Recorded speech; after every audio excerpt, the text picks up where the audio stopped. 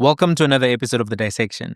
It seems there's a battle between the Democratic Alliance, between the Ministerial Caucus and the DA Federal Council, between John and Helen. And I'm going to explain why. Stay with me.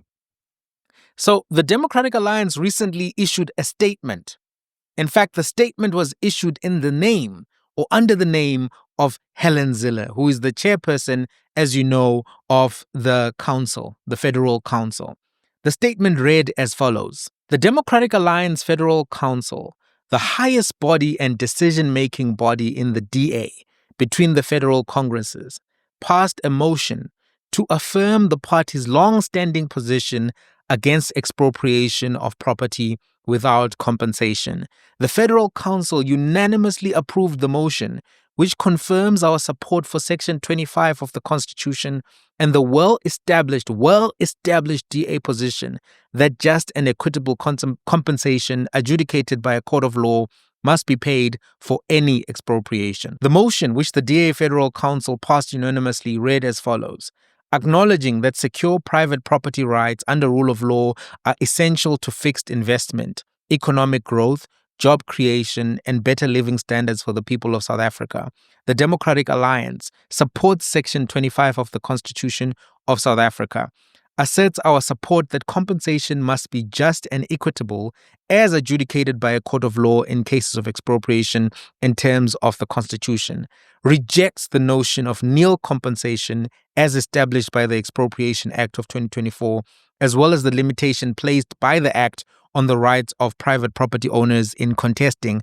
the terms of expropriation in court, and supports the existing efforts of the DA to take the Expropriation Act on judicial review and explore every other opportunity to render the Act less of a risk to private property rights. The DA continues in our court case, challenging the constitutionality of the Expropriation Act in the High Court. The DA will continue to fight against expropriation without compensation in every way that we can. And they then explain that the council is a 149-member body consisting of the national leadership as well as representatives of the DA in all 9 provinces, the ancillary bodies of the DA, public representatives of all 3 spheres of government, and non-public representative members of the DA. So this was rather odd and also a chilling indictment of Dean McPherson and the position that he has been taking publicly. And if you're not aware, the Minister of Public Works, Dean McPherson, is the person who's in charge of administering the Expropriation Act. And initially, he was opposed to the Expropriation Act, but has actually started contradicting the Democratic Alliance on this issue. So Dean McPherson actually supported the Expropriation Act at the Nampo Farmers Gathering. This is what he had to say. I think we need to be clear up front what the Act is and what the Act is not, because everyone's got their opinions, but opinions cannot trump factual law about what the truth is. So what it does is it seeks to standardize the procedure in which expropriations occur. So to say that there is a logical start and conclusion to how that process must take place. And this, in fact, is a dramatic improvement on the Expropriation Act of 1975, which did not have that sort of definition, clarity, and procedural layout. It also provides more safeguards and clarity than 1975, but interestingly enough, in our research, more than US federal law does, because a lot of people keep trying to sort of show that or pretend that the concept of expropriation exists only in South Africa. It is an internationally standard practice by government to acquire land for things like economic development. You know, often the question is asked, how do we build roads, ports, railways? And the best example that I give, Valdemar, is the 14,500 kilometers of transmission network that needs to be built across this country. Now, I'm sure everyone would agree that they would love to see the back of load shedding. And, you know, one of those is going to be to ensure that independent power is moved around the country. We can't do that without transmission lines. So you're going to have to acquire servitudes to do so. So you need an act that can also define that. He's clearly going against the party line. He's clearly saying things which will definitely not make Helen Zille happy and hardcore members of the DA happy. And in fact, he's agreeing with what I have been saying about this whole issue. If you go back and watch the episode of the dissection that I made on the Expropriation Act in January, you'll see that I said similar things. I said this is not Zimbabwean-style land grabs. I said this is for the purposes mostly of building power lines, purposes of dealing with issues of abandoned buildings like what you see in the CBD of Johannesburg. And Dean McPherson is taking a view that is not going to be in line with the party position. Right now, the party is like, no nil compensation. We're taking this issue to to the courts.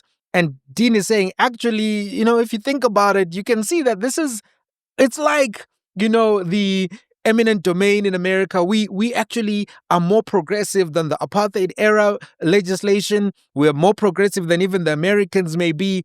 That is not going to be music to the ears of the Democratic Alliance. So it does seem that there's a genuine frustration as a result of what Dean McPherson has been saying. And the frustration from Helen's side is that she's losing control of the boys in cabinet. The ministers are working with the ANC. They're agreeing with the ANC on land policy, on farmer tax. Before he went to the USA, John was also very clear on the issue of farmer tax, and he was contradicting what he was saying previously. And even in the White House, you have what he had to say. But this is what he was saying earlier this year, in May, which caused people within the DA to start saying, hang on, what is this homie saying? What, is he changing position? This is what John said. We have to avoid at all costs a 30% tariff. It'll make South African agricultural products absolutely unaffordable and uncompetitive in that market. So we would like to have the free access. I think it's also a very good opportunity for President Ramaphosa to be able to meet with his counterpart to dispel some of the myths and misinformation that have been whispered in his ear about South Africa. Things like a genocide. There's no genocide in South Africa. Things like mass expropriation without compensation. It's not a single farm that's been expropriated without compensation in South Africa. Yes, we have some issues with crime and criminality, but these affect all of our citizens in the same way.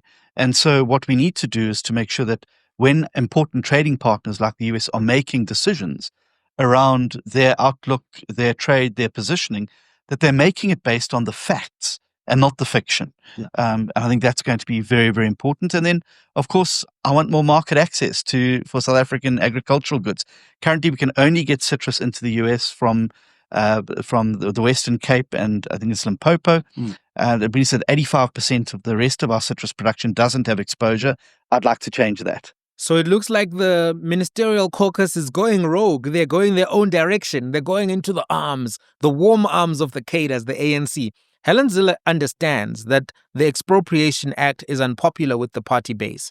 She also understands that they have been part, as the DA, of the narrative around farmer tax, and they use that to get supporters on the farms and to stop loss of support to the Freedom Front Plus, because that was one of the challenges that they were facing, is that some of the voters that they used to have under Mmusi Maimane went to Freedom Front Plus, right?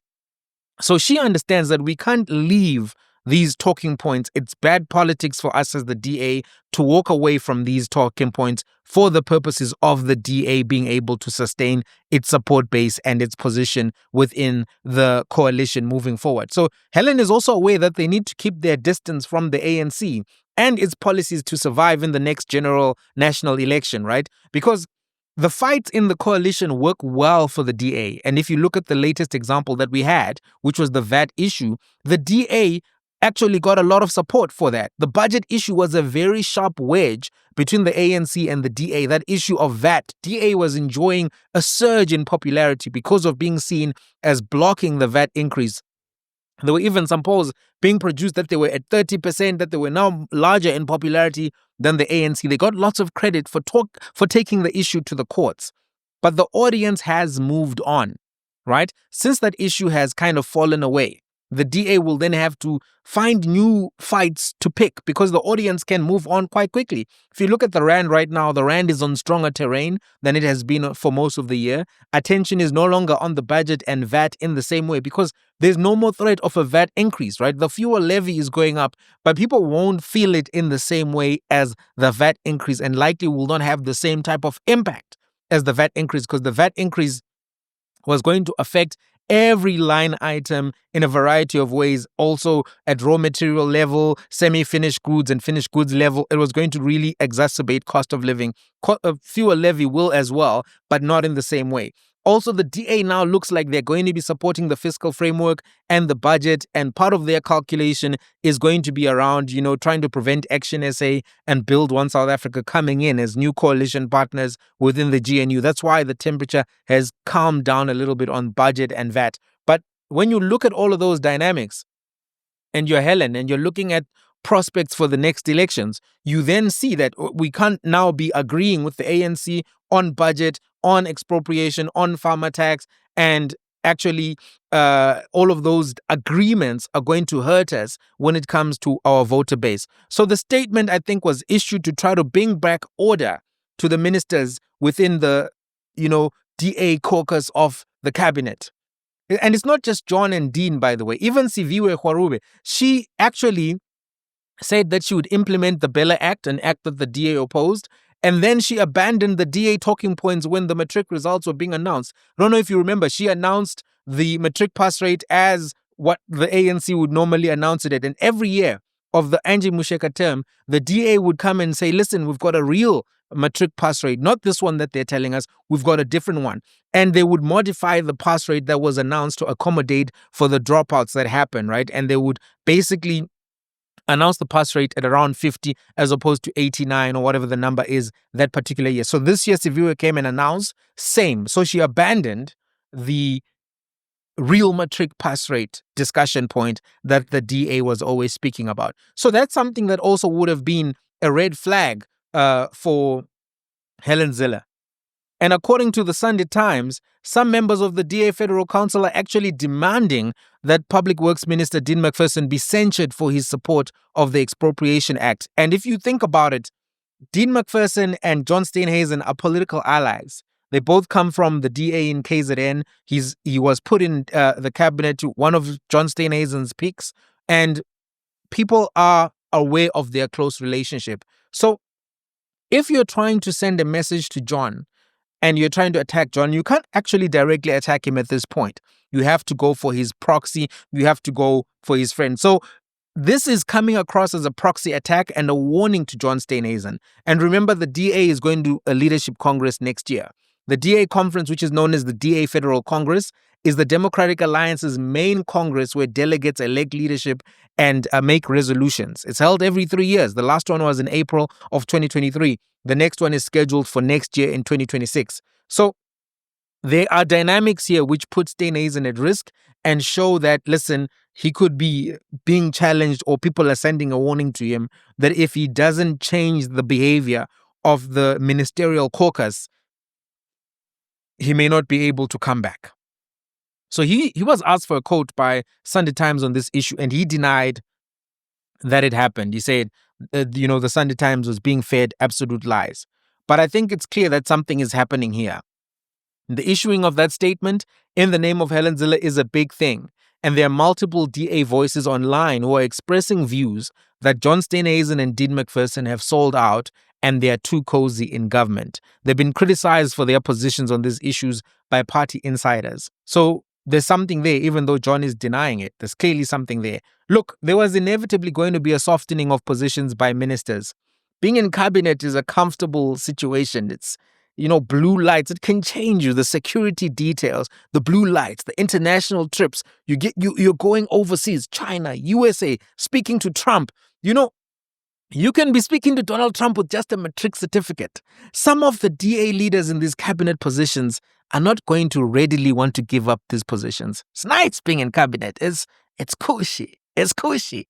It's 3-ply, in fact. So it seems that, while there's a lot of comfort and coziness developing in cabinet, there's a lot of cold and hardening of the hearts developing to cabinet ministers between the DA and those ministers. So it's a DA versus DA situation.